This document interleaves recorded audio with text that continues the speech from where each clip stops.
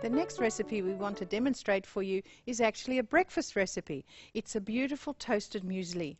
Now I know you can buy all types of toasted mueslis and raw mueslis in the supermarket, and it's good that they're there. But there is a lovely homemade one that I want to share with you.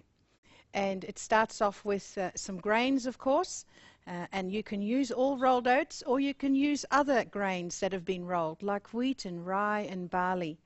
I have a mixture of grains here that I've already prepared. As well as the grains, you can soften some dates in a little bit of water.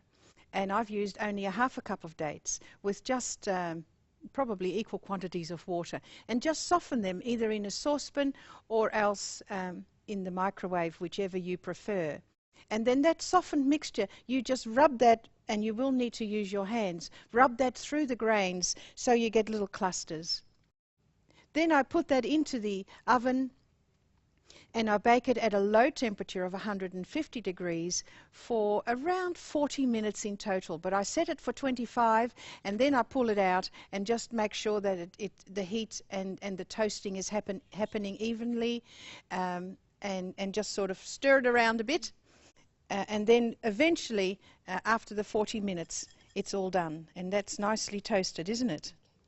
Smells nice too. Yes, it does smell nice too. Grains are so important, and you can prepare them in interesting ways.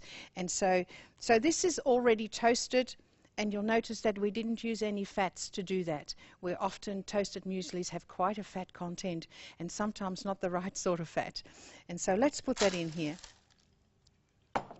And to these grains that have been toasted with a little bit of date paste, if you like, we're now going to add some nuts and seeds, a little bit of flake coconut, and also some dried fruit. And again, you can choose the type of nuts that you'd like, but the ones that we've chosen are pecans, and we've also got almonds, and we've got cashew nuts. You might say, that's a lot of nuts. Do you think it's a lot of nuts? That's very good. Yes. Very good one. Nuts are good for you, and they do provide satiety, which means that when you've eaten this food, you don't feel hungry in 2 hours' time. Put the kettle on and you need something else to go with the drink. This really is a wonderful breakfast to give you sustained energy. As well as that, we've also got some seeds, and again, you can choose whether you put them in or not. Pepitas or pumpkin seeds, and this is actually a mixture. And we've also got some toasted sunflower seeds.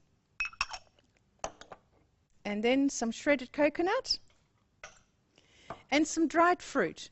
And we have sultanas and apricots and pineapple today, but you can choose whichever you like. So this makes a very beautiful, rich mixture.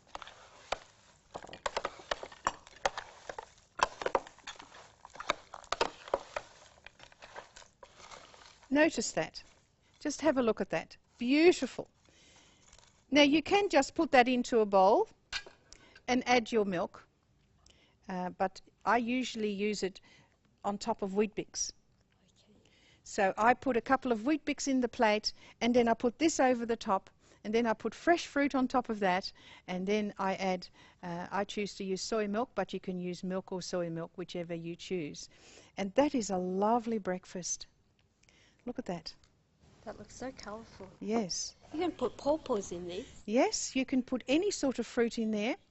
And the other good thing is that if you come home at night, and I'm referring to myself because this happens to me, and if I've had a fairly good lunch and I'm not really all that hungry, I'm happy with fresh fruit and just put some of that over the top and a little yogurt, and that just does me beautifully.